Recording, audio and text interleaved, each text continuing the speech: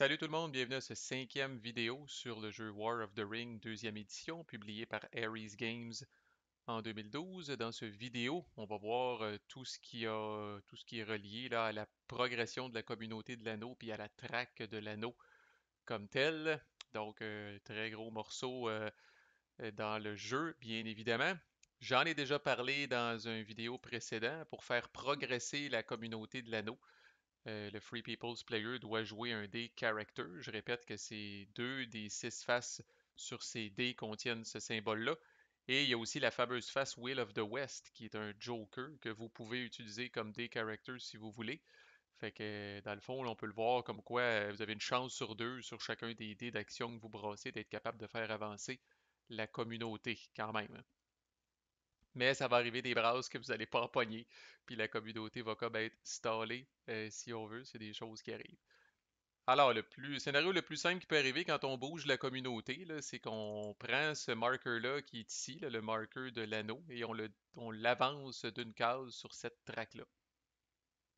Alors, thématiquement, là, la communauté a progressé, et c'est à ce moment-là que notre bon ami, le Shadow Player, va essayer de traquer l'anneau. Et pour faire ça, il va brasser autant de dés à six faces qu'il a de yeux dans le Hunt Box. Et je rappelle que ces yeux-là, il peut décider d'en ajouter volontairement au début du tour. Puis après ça, quand il va brasser ses dés d'action, tous les yeux qu'il va brasser vont s'en aller là pour s'ajouter à cette pile-là. Fait que, typiquement, le Shadow Player va mettre peut-être un ou deux dés là volontairement. Puis après ça, va s'en ajouter peut-être un ou deux autres sur la brasse qu'il va faire. Je répète aussi, il est obligé de mettre au minimum un dé si la communauté s'est déplacée lors du tour précédent. Et le maximum de dés qu'il peut mettre est égal au nombre de compagnons qui se trouvent dans la communauté. Alors, plus la communauté voyage léger, moins le Shadow Player peut mettre de dés volontairement là-dedans. Les yeux qu'il va brasser, par exemple, c'est hors de son contrôle, hors du contrôle du Free People's Player. Les yeux qui vont être brassés par le Shadow Player quand il va brasser ses dés d'action s'en vont dans la Hunt Box automatiquement. Toujours est-il que, après avoir avancé ce marker-là ici, dans la séquence, le Shadow Player va brasser autant de dés à 6 faces qu'il y a de yeux ici. Maximum 5. Rappelez-vous la règle universelle dans ce jeu-là. On brasse jamais plus que 5 dés d'une shot. Alors même si, je me demande si j'ai déjà vu ça dans ma vie, peut-être même pas, là, même s'il y a 6 yeux dans cette boîte-là, lors d'un jet de track de l'anneau, le Shadow Player brasserait quand même un maximum de 5 dés. Alors, dans ce cas-là, j'ai 3D. On est au début de la game. Le Fellowship vient de bouger. Alors, je brasse 3D comme Shadow Player. Et je pogne 4, 2 et 4. En fait, je dois pogner 6 pour réussir à traquer la communauté. C'est tough. Alors, dans ce cas-là, c'est un échec et c'est that's it. C'est fini. La seule affaire qui reste à faire, j'en ai parlé dans une autre vidéo aussi, après avoir avancé, après avoir résolu tout ça, la traque de l'anneau a été brassée puis tout ça, là, le Free People's Player va venir placer le dé qu'il a utilisé pour faire bouger la communauté. Il va venir le placer dans le Hunt Box comme rappel que la communauté a bougé déjà une fois pendant ce tour-là. Et si la communauté presse le pas et continue de se déplacer dans ce tour-là, comme on va le voir, ça va donner un avantage au Shadow Player. Alors, plus la communauté se déplace rapidement, plus elle risque de faire des erreurs et de se faire détecter. C'est très bien capturé par cette mécanique-là. Alors, supposons plus tard dans le tour, le Free People's Player décide de se déplacer à nouveau. Alors, même principe, il joue un dé character, il avance ce marker-là ici. Et là, même affaire, le Shadow Player va brasser 3 dés, sauf que là, le Shadow Player peut ajouter comme bonus sur ses dés le nombre de dés bleus qu'il y a dans cette boîte-là. Alors là, la communauté s'est déplacée une fois précédemment dans le tour. Alors là, dans le fond, essentiellement, le Shadow Player va brasser 3 dés et essaye de pogner 5 ou 6. Parce qu'étant donné qu'il y a plus 1 sur CD, les 5 sont corrects aussi. Alors vous voyez que plus, comme je disais tantôt, plus la communauté presse le pas, plus c'est facile pour le Shadow Player de la traquer. Et plus la communauté est à risque. Alors là, voyons voir si je vais être un petit peu plus mardeux, mais là, je brasserai 3 des 6 et je pogne 5, 2 et 5. Alors là, j'ai deux succès, j'ai réussi la traque des porteurs de l'anneau. On va voir qu'est-ce que ça fait là, tantôt quand on réussit. Mais avant, une autre petite chose que je veux dire, là, tant qu'à parler des jets de dés puis tout ça, là, il y a trois façons que le Shadow Player peut rebrasser certains dés. Alors, on va dire que la figurine de la communauté est ici. Alors, dès qu'il y a un ou plusieurs Nazgûl dans la même région que la communauté de l'anneau, ça permet un reroll au Shadow Player.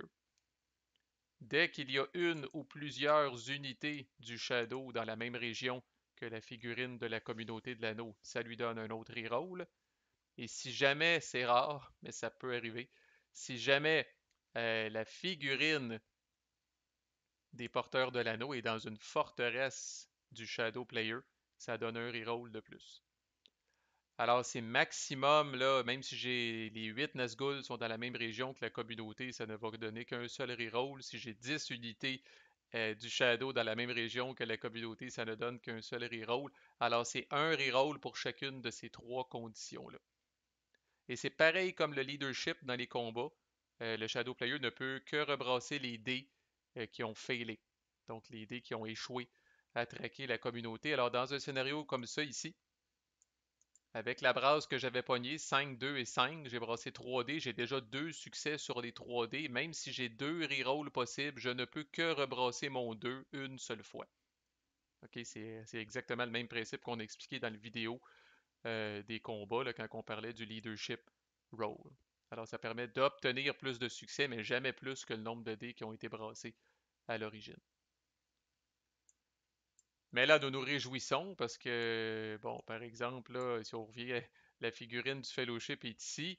Ce marker-là était à 2 et là, j'ai réussi une traque de l'anneau. Alors, qu'est-ce qui se passe? Dans le jeu, vous allez avoir 16 tuiles beige-ish, 16 tuiles comme ça que vous allez prendre et que vous allez mettre là, dans ce que moi j'appelle traditionnellement un pochon ou un sac, une tasse opaque, là, peu importe, là, quelque chose qui vous permet de piger une tuile sans regarder. Alors, au début de la game, les 16 tuiles sont dedans. Et ils vont être tirés au fur et à mesure que vous allez réussir à traquer la communauté de l'anneau. Alors là, nous sommes au début de la game et c'est quelque chose que j'adore, par exemple, dans le module Vassal, c'est que vous êtes capable de voir d'un coup d'œil toutes les tuiles qui existent. Alors pour les débutants, là, qui savent pas, il y a combien d'yeux déjà, il y a combien de tuiles de 3 dans le module Vassal, ça j'avoue, c'est très très bien fait. On les voit vraiment d'un coup d'œil. Et non seulement ça, mais au fur et à mesure qu'on va en piger dans le sac, on va pouvoir aller les mettre sur les différentes cases. Alors on sait qu'est-ce qui est sorti et qu'est-ce qui reste dans le sac. Vraiment pratique, là. Vous n'avez pas ça dans le jeu de base. Vous devez être ce que j'appelle Rain Man, un peu, là, c'est-à-dire être capable, OK, il y a tant de tuiles de sortie, tant de tuiles de sortie, ça veut dire qu'il reste tant de tuiles dans le sac. Là. Dans le jeu physique, il faut travailler un peu plus. Là. Le Shadow Player ne pige qu'une tuile, peu importe combien de succès il a pogné. Alors ça, c'est peut-être une règle qui est mal jouée par certains. Là. Si oui, ça l'avantage drastiquement le Shadow Player.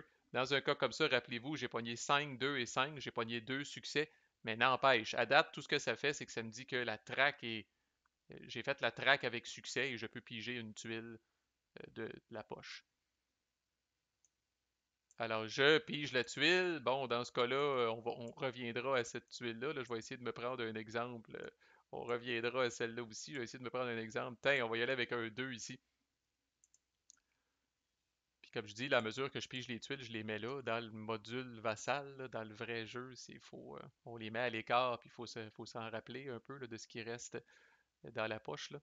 Le gros chiffre qui est ici, c'est le dommage qui est infligé par la traque de l'anneau. Et devant ce dommage-là, le Free People's Player a trois choix. Premier choix qu'il y a, c'est de, comme on dit, là, de le prendre comme un homme et de le prendre en corruption. Alors, 2 de dommages égale 2 points de corruption. That's it. On vient de résoudre la traque de l'anneau. Là, on passe au prochain dé d'action, dans ce cas-là, du Shadow. La Hunt est résolue. Là. Le Free People's Player resterait juste, si c'est pas déjà fait, à venir mettre son dé bleu dans la boîte ici. Là. Mais autrement, c'est terminé. Le dégât a été géré, le dommage a été géré, a été absorbé en points de corruption. Thématiquement, j'adore ça. Pour échapper au danger, pour échapper à la traque, Frodon est obligé de mettre l'anneau. Et on a vu dans les livres et dans les films bon, et plus on fait ça, là, plus le fardeau de l'anneau est pesant et plus son attrait est grand. Alors, d'où le risque de mourir de corruption. Deuxième option, sacrifier le guide de la communauté, rien de moins. Alors, on va prendre juste Gandalf. Sacrifier le guide de la communauté pour réduire le dommage de la traque par le niveau du guide. Alors, Gandalf est de niveau 3. Alors, à ce moment-là, Gandalf est capable, entre guillemets, d'absorber ou d'éponger tout le dommage de la traque et il ne reste plus rien.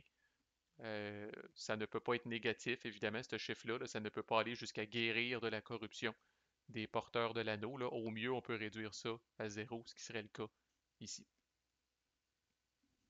Alors, si Merry ou Pipin étaient les guides de la communauté, je ne sortirai pas leur carte nécessairement, là, mais ils ont une valeur de leadership de 1. Alors, ils vont venir éponger un dommage, mais il reste un dommage. Alors, à ce moment-là, ce 1 dommage-là doit être bouffé en corruption. Donc, il faut voir là, si votre guide est suffisamment. Là, je rappelle qu'il y a des tuiles de 3, là, où à ce moment-là, Gandalf et Grandpa sont quand même capables de le bouffer au complet. Là. Mais une tuile de 3, si vous avez Gimli, par exemple, qui est le guide de la communauté, puis qu'il y a 2 de niveau, ben, Gimli va venir éponger 2 de dommages, il en reste un quand même qui doit être pris en corruption. Et le compagnon, bye bye, le compagnon est mort. On va voir là, que, comme dans le film et les livres, Gandalf le Gris n'est pas mort pour vrai, mais les autres là, bon, les hobbits non plus. En tout cas, il y a des petites particularités qu'on va voir quand on va checker les cartes de compagnons. Là. Mais bon, faut voir pour l'instant, au niveau des règles, il faut voir le compagnon comme étant éliminé. Alors, on enlèverait sa carte du deck de la communauté, on enlèverait sa miniature. Et évidemment, quand on fait ça, vu qu'on vient d'éliminer le guide, il faut tout de suite nommer un nouveau guide. La communauté ne peut jamais euh, être dépourvue de guide, elle doit toujours avoir un guide. Alors là, dans ce cas-là, Gandalf le Gris est mort. Je rappelle là, qu'on est limité par la hiérarchie des compagnons en niveau. Donc, c'est Grandpa qui est le compagnon restant avec le plus haut niveau, c'est lui qui devient automatiquement le guide de la communauté. Si Gandalf le Gris puis Grandpa étaient partis, ben, il reste Boromir, Gimli, Legolas, les trois sont de niveau 2, alors là, le Free People's Player peut choisir lequel devient le guide. Troisième et dernière option, c'est d'éliminer un compagnon de la communauté aléatoirement. Alors c'est à ça dans le jeu physique que servent les espèces de petits marqueurs de... Je disais qu'il y avait des marqueurs ronds avec la face des différents compagnons qui sont dans la communauté. Alors vous mettez ça dans une tasse. Le guide est inclus là-dedans. Alors le guide a une chance aussi d'être pigé. Le guide participe à la loterie de quel compagnon va être éliminé. Alors, vous pigez un compagnon aléatoirement là-dedans. Et même principe, vous réduisez le dommage du niveau du compagnon. Et si jamais il reste du dommage qui n'a pas été complètement éliminé, c'est pris en corruption par les porteurs de l'anneau. Typiquement, on va voir ça, là, si Grandpa est le guide de la communauté, généralement, on ne veut pas qu'il meure, parce que lui, quand il meurt, bonsoir, il est parti. On veut aller le couronner, en faire Aragorn, ce qui va nous donner un dé d'action de plus. Bref, alors typiquement, quand lui est le guide de la communauté, là, on va prendre un compagnon aléatoirement, mais ça pourrait être Grandpa pareil. Il est dans la loterie, je le rappelle. Si je me trompe pas, là, dans le module, c'est ça, dans le module vassal, il y a un piton ici qui s'appelle Eliminate Random Character from the Fellowship. Pesez-tu voir? Oh, alors j'ai tombé sur Grandpa dans toute ma chance. Fait que voilà, probablement que ça fait une fonction random avec toutes les miniatures qui sont là. C'est quand même intéressant. Là. Fait que voilà. Et dans la vraie vie, vous brassez les trucs, vous mettez ça dans une petite tasse là, parce qu'il y a maximum 7 jetons. Là. Vous mettez ça dans une tasse puis vous tirez un compagnon aléatoire. Donc ça, c'est pour gérer le dommage comme tel. L'autre chose qu'on a vu, que vous pouvez avoir sur une tuile comme ça, c'est cette icône-là ici, qui se trouve quand même sur pas mal de tuiles, et qui veut dire que, en plus du dommage, la communauté de l'anneau est révélée. Alors ça, c'est une mécanique quand même assez importante. Quand la communauté de l'anneau est révélée, La première chose que vous allez faire, c'est que vous allez bouger là, physiquement la figurine des porteurs de l'anneau d'un nombre de régions égal ou inférieur à la position du marqueur ici. On va se mettre ça un petit peu plus haut là, pour se donner du jeu, là. Mais admettons que la communauté de l'anneau était toujours à Rivendell, mais que ce marqueur-là était à 5. Bien là, je peux bouger la figurine des porteurs de l'anneau à 5 régions ou moins de Rivendell. Même principe, je ne peux pas passer là, les lignes noires, là, mais là, je pourrais décider d'aller là, pas mal où je veux. C'est certain que on essaie de se rapprocher le plus possible du Mordor, n'est-ce pas? C'est là qu'il faut. C'est pas le temps de repartir à la comté, là. Fait qu'on essaie de se rapprocher du Mordor pour aller détruire l'anneau. Mais je vais vous laisser, ou dans la vidéo des stratégies, je vais peut-être parler des différents chemins possibles, là, mais il y a plusieurs options. Tu sais, on peut passer par la Moria, comme dans les livres et le film. On pourrait décider de passer par l'Isengard, par le Rohan, par le Gondor. On pourrait décider de passer par le Woodland Realm, Dale. Il y a différents chemins possibles, certains plus longs, certains plus courts, certains qui ont l'avantage de nous faire passer par des nations, des peuples libres pour lui permettre de guérir de la corruption. On va y revenir, là. Mais là, étant donné que j'ai été spoté, étant donné que j'ai été révélé, supposons là, que la tuile qui a été tirée, là, la vraie tuile qui a été tirée, là, c'est celle-là, là, la première en fait que j'ai tirée pour vrai. Là. Fait que je ne reçois pas de dommages, mais je suis révélé. Alors là, si j'étais à 5 ici, là, ben là, je dois dire OK, fait que 1, 2, 3, 4, 5. Et je me révèle. Dans le module vassal, clic droit, Revealed. Dans le jeu physique, on tourne ce marqueur-là ici, à l'endos. Là, il y a l'œil de Sauron, je pense, qui est là, justement. Et on va venir ramener ce marqueur-là à 0. Parce que là, dans le fond, le progrès que j'ai fait est reflété sur le board. Et là, maintenant, ce marqueur-là revient à la position 0. Mais j'ai avancé. Là. J'ai pas, je ne suis plus à Rivendell, je suis rendu là. Fait que c'est une mécanique qui confond un peu les débutants au début. J'avoue que c'est pas naturel. C'est pas tout à fait un jeu de mouvement caché. Dans le sens où le Shadow Player n'a jamais à essayer de guesser où se trouve la communauté. C'est pas une mécanique classique de mouvement caché, c'est plutôt une mécanique assez unique, je dois dire, là, où, euh, où on retarde le plus possible l'engagement ou le besoin de dire où se trouve vraiment la communauté. Alors, le plus longtemps vous pouvez rester dans le confort de Rivendell, le mieux c'est, là. Parce qu'au risque de me répéter, les Nazgûl ne peuvent pas rentrer dans Rivendell. Si les unités de Sauron veulent aller à Rivendell, ils vont devoir se frotter aux elfes qui sont là. Alors quand même, Sauron va devoir, le Shadow Player va devoir se monter une armée, tu sais, pour question d'avoir ses rerolls là, sur ses jets de track, là. Le Shadow Player est extrêmement limité le temps que vous êtes dans une forteresse des peuples libres. Alors, le plus longtemps vous pouvez rester là, oui, j'ai vu des games où ce marker-là t'as rendu à 7, 8, les porteurs de l'anneau avaient toujours jamais été détectés, puis étaient encore à Rivendell. Puis au moment où ils ont été spotés, là, ben, ils ont été capables de progresser de 8 régions. Ils se sont retrouvés genre ici, là, à Western et Muil. 1, 2, 3, 4, 5, 6, 7, 8, ou en tout cas dans le coin, là, pas loin. Là. Alors, c'est plus une mécanique où on retarde comme Free People's Player le plus longtemps possible le fait de révéler la position exacte de la communauté de l'anneau pour profiter du fait.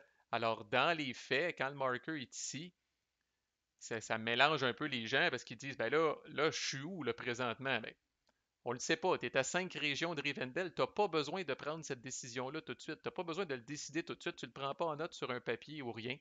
Quand tu seras révélé ou que tu décideras de te déclarer, là, tu bougeras la figurine des porteurs de l'anneau, mais en attendant, that's it.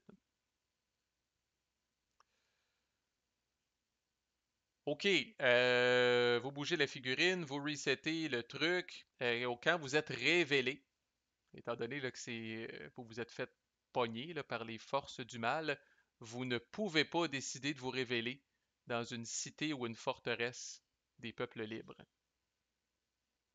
OK, parce que thématiquement, vous avez été spoté et ça fait pas de sens d'être spoté, par exemple, quand on est en Lorien, qui est un bastion gentil, là, une forteresse gentille. Alors, quand on est révélé, malheureusement, on ne peut pas décider, même si le 5 de mouvement permettrait de vous amener jusqu'en Lorien, vous ne pourriez pas vous révéler à cet endroit-là. Vous devez vous révéler à l'extérieur d'une forteresse ou d'une cité des peuples libres. Et l'autre grosse décision que vous allez avoir à prendre si vous êtes révélé, par exemple, dans cette situation-là, c'est que si, lors du déplacement de la figurine, si jamais là, vous passez à travers une forteresse méchante, le Shadow Player peut tirer une tuile de plus de la poche. Alors, c'est quand même, pensez-y bien, la fameuse Moria. On a vu ce que ça a donné dans les livres et les films. Mais si, par exemple, même avec ce petit zéro-là, si vous décidiez de faire 1, 2, 3, 4 et 5, alors c'est rapide, passer par la Moria, c'est pas pour rien qu'ils sont passés là dans le film, mais ça compte son lot de dangers. Le fait que dans votre déplacement, vous avez passé à travers une forteresse méchante, le Shadow Player va venir tirer une tuile de plus. Et à ce moment-là, vous devez gérer ce dommage-là en plus de la tuile qui avait été sortie à cause de la traque, du succès de la traque. Alors, c'est un pensez-y bien. Et ça l'arrive là, même si vous arrêtez en Moria, ça va arriver. Si vous passez à travers la Moria, ça va arriver. Si jamais vous, bon, si jamais, là, comme je dis, c'est pas excellent, là, mais si jamais vous avez arrêté en Moria, puis la fois lors d'une traque subséquente, vous êtes encore révélé, le fait de quitter la Moria va faire en sorte que le Shadow Player va tirer une tuile de plus. Donc, lors d'une traque, le Shadow Player ne tirera jamais plus qu'une tuile parce que vous passez dans une forteresse du méchant. OK? Fait que si vous arrêtez en Moria, il tire une tuile. Si vous passez à travers la Moria, même si dans les faits, là, vous avez comme entré dans la Moria, sorti de la Moria, là, il va quand même piger seulement une tuile supplémentaire. Alors, c'est le principe du pansement. Le temps qu'à y aller et à passer par la Moria, on va passer par la Moria pour la peine. Ça va donner une tuile de plus, mais au moins on va en être sorti. Là. Le pire scénario est probablement d'arrêter en Moria. Supposons que vous étiez à 3, là. Vous partez de Rivendell, 1, 2, 3, vous arrêtez en Moria parce que vous avez été révélé là, par une traque, puis vous arrêtez là. Le Shadow Player pige une tuile de plus. Là, vous allez vous cacher. Puis là, après ça, quand vous allez vous déplacer, ben, si jamais le Shadow Player vous spot encore, le fait que vous quittiez la Moria, ça va lui donner une tuile de plus, qui est quand même pas. Ça va finir par faire mal côté corruption.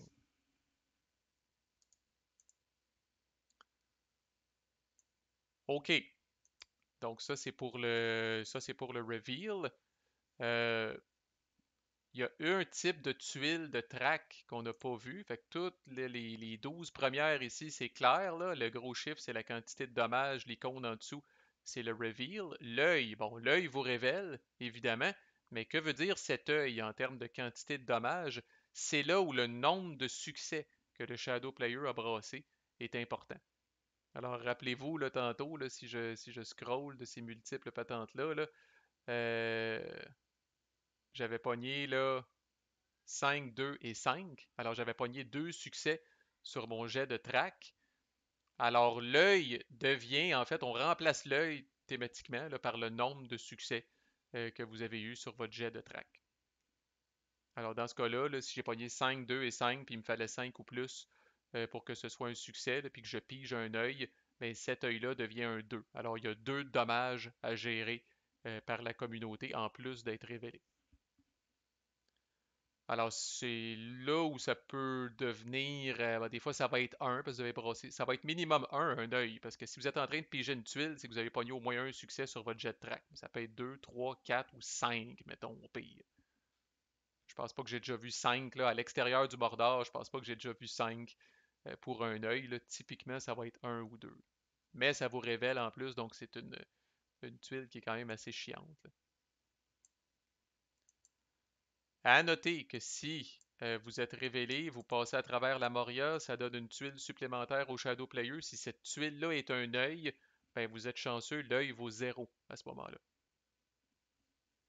Et l'icône de révèle, l'icône qui vous révèle sur l'œil, vous vous en foutez également parce que Si vous êtes en train là, de bouger la figurine de la communauté parce que vous avez été révélé, ben, la tuile précédente vous a déjà révélé. Fait que le fait que l'œil vous révèle, ça n'a pas d'incidence supplémentaire. Fait qu'on va reprendre, on va en tirer un œil pour voir, là. Ça nous serait tardé. Voilà.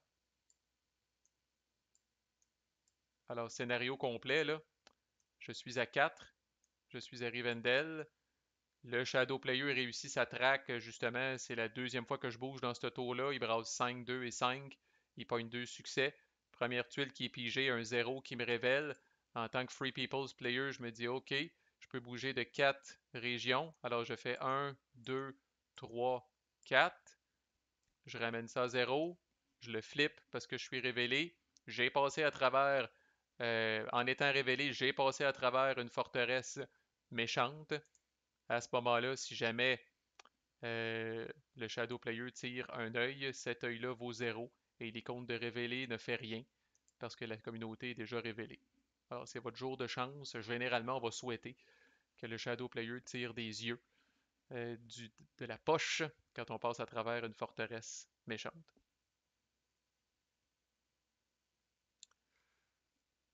Voilà, maintenant la twist intéressante. J'en ai parlé dans la séquence de jeu. Si je suis ici et que j'arrive au début du tour, alors là, je peux décider consciemment, volontairement, le Free People's Player peut décider, je vais déclarer la position de la communauté. Alors, déclarer et se faire révéler, c'est deux choses. Déclarer, c'est quelque chose qu'on fait consciemment comme Free People's Player au début du tour. C'est optionnel.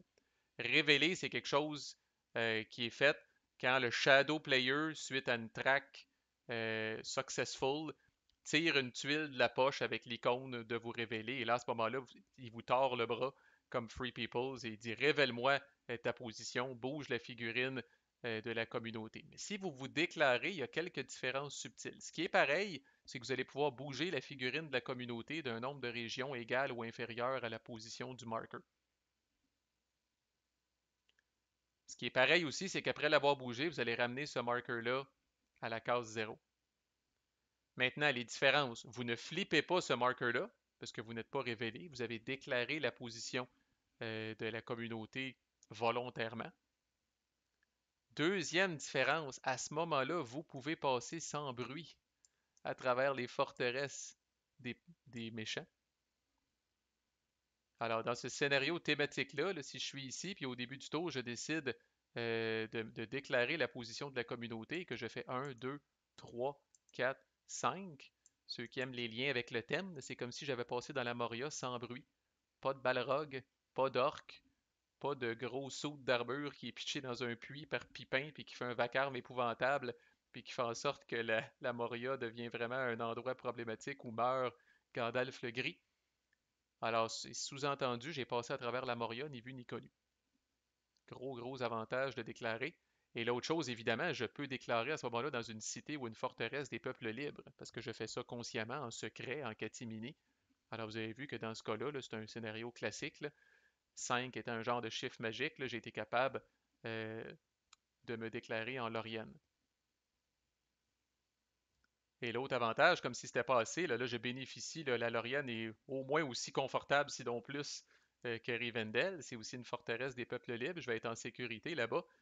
Mais le fait de me déclarer là me permet de soigner un point de corruption des porteurs de l'anneau. Alors, si les porteurs de l'anneau avaient de la corruption, là, le fait de me déclarer à Rivendell, je peux réduire la corruption de 1. Et c'est rare qu'on fait ça, là, mais bon, parce que souvent le temps presse.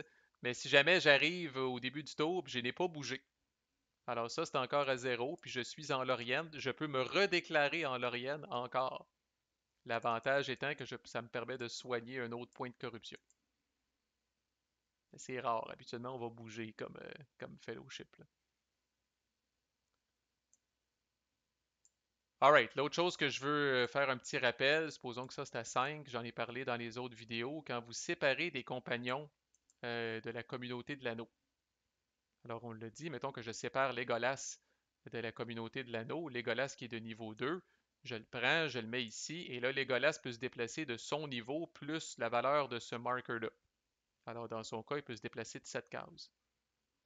Au moment où je fais ça, ça c'est peut-être l'affaire qui fourre encore plus les newbies, au moment où je fais ça, je pourrais décider de prendre Legolas 1, 2, 3, 4, 5, 6. Il est parti complètement par là.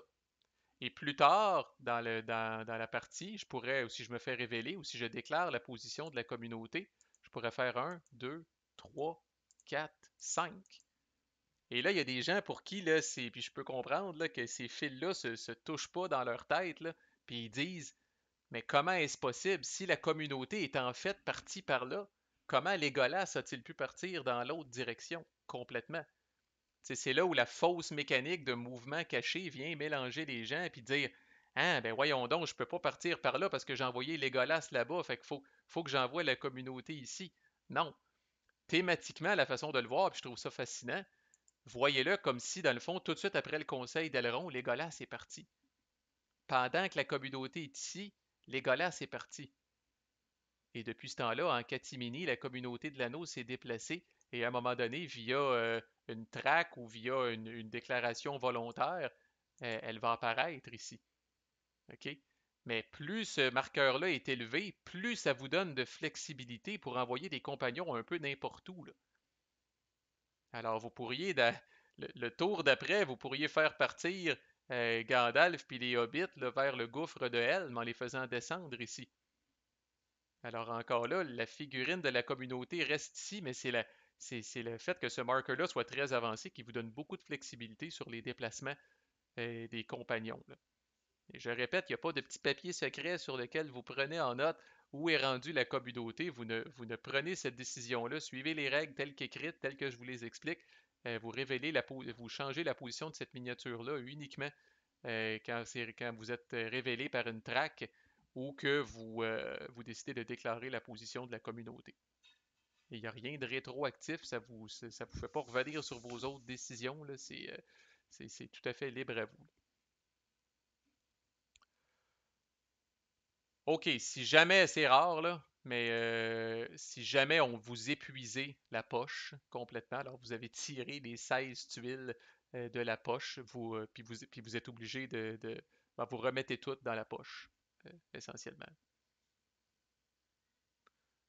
Fait que je suis pas certain, là, vous pourrez regarder dans les règles, là, c'est toujours ça le dilemme, là. Est-ce que, mettons que les 16 tuiles sont sorties, vous arrivez pour piger une tuile, là, vous les mettez dedans, ça peut faire une différence, ou si dès que la 16e tuile est sortie, vous les remettez toutes dedans, là, je me rappelle plus évidemment, je me rappelle plus exactement, là, mais je vous dirais là, que c'est très rare que ça l'arrive. Et si jamais ça l'arrive, ces fameuses tuiles spéciales-là qu'on va parler dans un instant, là, ces tuiles-là, par exemple, une fois qu'elles sont tirées, elles sont vraiment removed from the game pour de bon, là. Alors ces tuiles-là ne reviennent jamais dans le pochon une fois qu'elles sont tirées. Il nous reste à parler du Mordor, ce qui n'est quand même pas une mince affaire. Alors d'abord, il y a deux portes d'entrée au Mordor, Morannon et Minas Morgul, dépendamment du chemin que vous avez pris. Pour être capable d'entrer au Mordor, au début de votre tour, vous devez soit vous déclarer en Morannon ou en Minas Morgul, ou que la figurine des porteurs de l'anneau est déjà à Morannon ou Minas Morgul, ce qui peut des fois être une conséquence d'une traque réussie qui vous a révélé. Alors, je pourrais être par exemple ici, la figurine est physiquement ici, mon marqueur de progression est ici, j'arrive au début du tour, mon marqueur est à 2, je déclare la position du fellowship, alors je l'avance de 2, j'entre en Morannon et là je m'en viens sur la traque du Mordor. Ou je pourrais être ici, le marqueur à 2, j'essaye ouais, le marqueur à 1, je bouge, je l'amène à 2, je suis traqué par le Shadow Player, je suis révélé par le Shadow Player. Qu'à cela ne tienne, je suis brave, j'arrive ici, je suis révélé, je rentre dans une forteresse du méchant, alors il va y avoir une tuile de traque de plus qui va être tirée, je vais être révélé, mais au moins, là, non sans peine, au début de mon tour, je vais pouvoir entrer au Mordor. Une fois qu'on rentre au Mordor, comme on dit là, pas le genre d'endroit où on hésite là, quand on rentre là, c'est parce qu'on est prêt et qu'on est commis à la destruction de l'anneau parce que vous allez voir que ouf, il fait pas beau au Mordor. Alors, une fois qu'on rentre au Mordor, cette track-là ici n'est plus utilisée pour suivre la progression du Fellowship. On va suivre la progression du Fellowship via ces ronds-là ici. Alors, on utilise encore cette track-là pour suivre la corruption des porteurs de l'anneau. Et on utilise encore ce marker-là pour savoir est-ce que la communauté est, est cachée ou est-ce que la communauté est révélée. OK? Mais autrement, là, vous n'utilisez plus là, cette track-là. Quand vous avancez via ces ronds-là ici au Mordor. L'autre chose, c'est que dès que vous rentrez dans le Mordor, vous mettez dans le pochon tous les yeux, vous remettez dans le pochon tous les yeux qui auraient déjà été tirés. Toutes les autres tuiles restent sorties, restent à l'écart, ne reviennent pas dans le pochon. On ne remet que les yeux pour l'instant. Et vous allez mettre dans le pochon toutes les tuiles bleues et les tuiles rouges qui vont avoir été mises en jeu. On va le voir quand on va faire la revue des cartes, là. Il y a une carte pour chacune de ces tuiles-là pour les mettre en jeu, pour les préparer à être en jeu. Et à ce moment-là, quand on arrive au Mordor, là, ces tuiles-là qui ont été mises en jeu là, vont être prises et vont être mises dans la poche.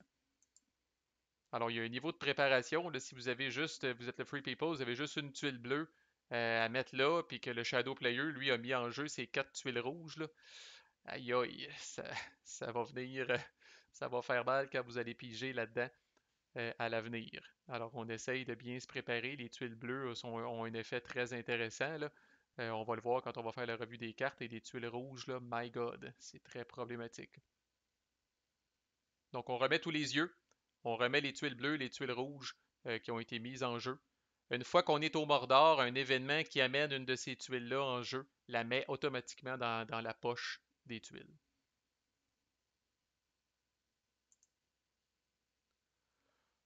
OK, donc ça y est, je suis rentré. Bon, euh, quand je disais, là, une fois qu'on rentre au Mordor, là, c'est pas le temps de se tourner les pouces, là.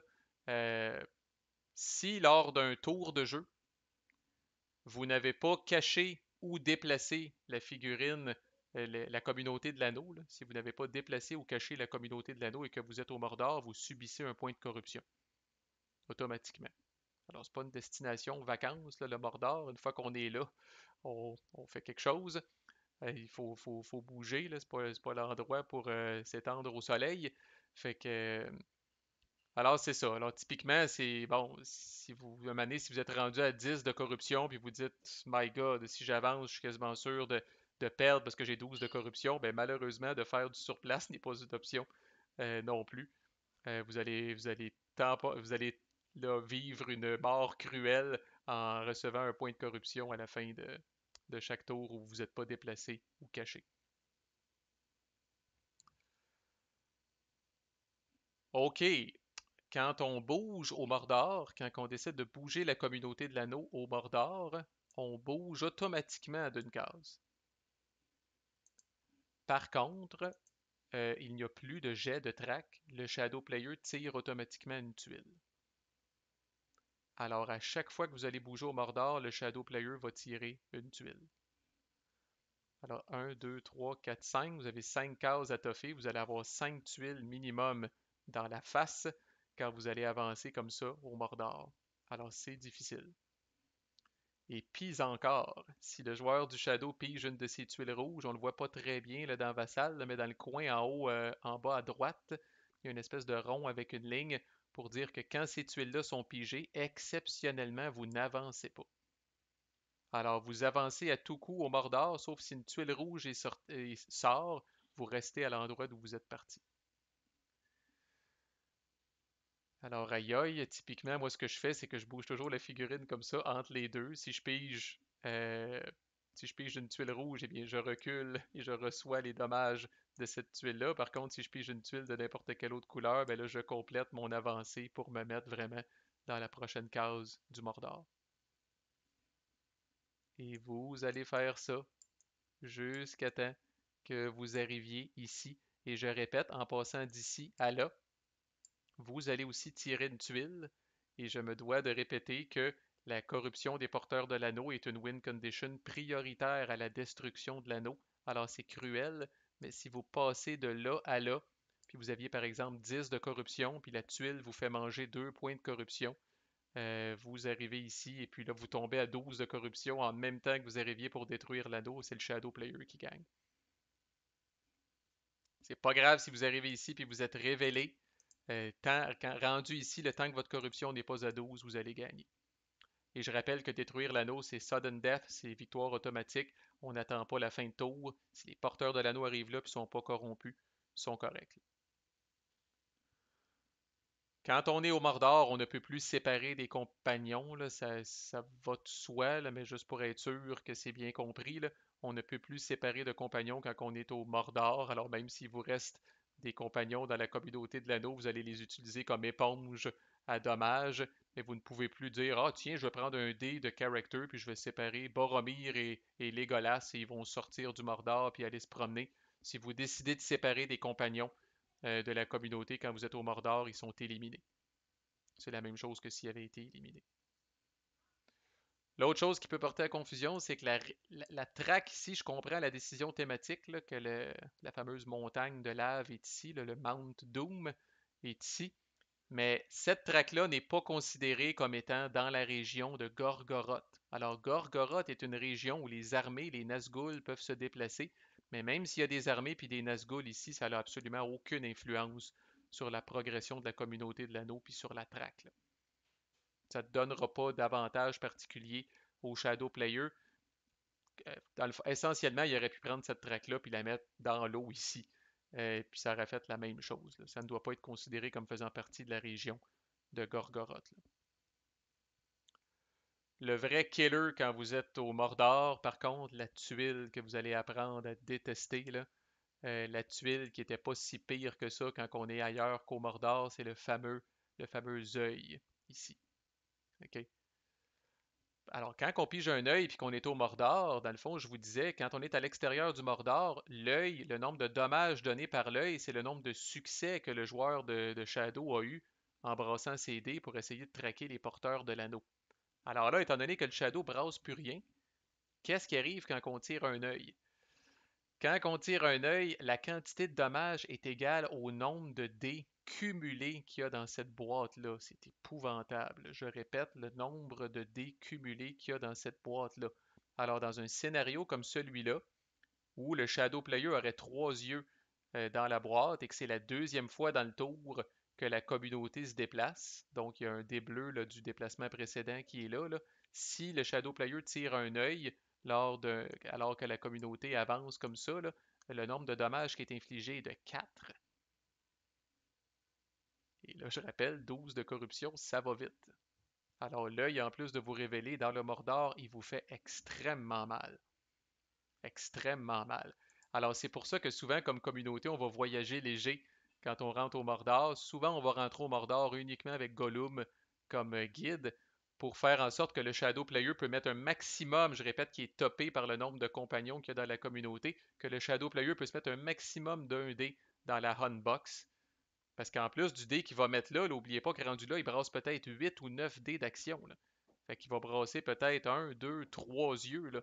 Fait que vous voulez qu'il puisse au moins consciemment en mettre le minimum pour espérer là, que quand vous allez pogner un œil, ça va faire moins mal. Alors ça, combiné au fait qu'on remet les yeux dans la poche quand on entre au Mordor, il va y avoir probablement plusieurs de ces tuiles-là qui vont être sorties. Tous les yeux vont revenir, fait que vous allez avoir genre 4 yeux là-dedans, plus peut-être des tuiles rouges. Alors le Mordor, ce n'est pas une partie de plaisir, là. Je vous dirais, là, on va en parler dans les stratégies, là, mais on rentre au Mordor peut-être avec deux, on essaye de rentrer au Mordor avec 2, 3 points de corruption, gros max. Vous allez avoir besoin là, de la longueur de la traque quasiment au complet là, pour être capable de survivre au Mordor. C'est très très difficile. Puis en conclusion, je le rappelle, j'en ai parlé dans la vidéo de l'utilisation des dés d'action, là, mais une fois que la compagnie est révélée, une fois que la communauté de l'anneau est révélée, là, pour la cacher, vous devez utiliser un dé character aussi. Et tout ce que ça va faire, ça ne la fait pas bouger. Tout ce que ça va faire, c'est que ça va la cacher. That's it. La bonne nouvelle, ce dé-là ne s'en va pas ici. Ne s'en va pas en bas à gauche, là, dans la Hunbox, là, parce qu'il n'a pas été utilisé pour bouger la communauté, il a été utilisé pour la cacher. Mais vous allez devoir la cacher avant de la refaire se déplacer. Alors, malheureusement, ça vous ralentit et ça vous nuit, là. C'est nécessaire avant d'être capable de bouger à nouveau. Fait que c'est une course, cette patente-là. C'est une course. Vous pourriez tenter de dire, ah ben, je vais prendre mon temps pour bouger la communauté, pour pas trop avoir de corruption, mais n'oubliez pas que pendant ce temps-là, là, vous êtes en train de vous faire ramasser par les armées du Shadow Player, là, qui vous menacent probablement d'une victoire militaire. Alors, c'est là, c'est exactement comme dans les livres et comme dans les films. Vous aimeriez ça prendre votre temps, mais vous n'avez pas ce luxe-là, là. Les nations des Free People sont en train de se faire ramasser par le bulldozer du Shadow. Et à un moment donné, bien malgré vous, vous allez vous retrouver à prendre des risques et à faire bouger la communauté de l'anneau de plus en plus rapidement et de risquer de mort par corruption. Mais si vous n'allez pas à cette vitesse-là, vous allez perdre de façon militaire. Tu sais, fait qu'il y a toute il y a toute une dynamique qui se joue là, là. C'est ce qui fait que ce jeu-là est tendu, là, puis c'est un duel là, absolument succulent, là. Mais, euh, mais bon, moi aussi, tout comme vous, au début, je me suis dit, je vais prendre mon temps, puis on change d'air là, une fois que le Shadow Player a conquis Minas Tirith, une fois que Lysangar a conquis Helm's Deep et Doras, là, puis que là, le Shadow Player arrive à 6 points de victoire, 8 points de victoire militaire, vous n'avez pas le choix d'aller vite. Vous n'avez pas le choix d'aller vite. Et avec ça vient les risques de la traque de l'anneau, de la corruption, puis de tout ce qu'on s'est parlé, là. Alors voilà, ma foi, ça fait le tour. Désolé, c'était long un petit peu, mais c'est une grosse mécanique, c'est riche, c'est unique, on voit pas ça quasiment nulle part ailleurs, là. C'est lié directement au thème, on peut pas avoir plus les deux mains dans le thème que ça. Fait que ne manquez pas, là, officiellement, vous avez tout ce qu'il vous faut en termes de règles pour jouer. Dans les prochaines vidéos, on va réviser les compagnons plus en détail, les compagnons et les minions. On va aussi là, réviser les cartes, donc on tombe plus dans des vidéos de stratégie, là, si on veut, là. Mais pour ce qui est de jouer en théorie, vous êtes correct, fait que vous avez ma bénédiction pour commencer à y jouer, surtout si vous vous êtes rendu jusque-là dans l'écoute. Puis si vous voulez en savoir plus sur les compagnons, les minions, les cartes, des trucs de stratégie, là, juste à poursuivre votre écoute de la playlist. Voilà, merci.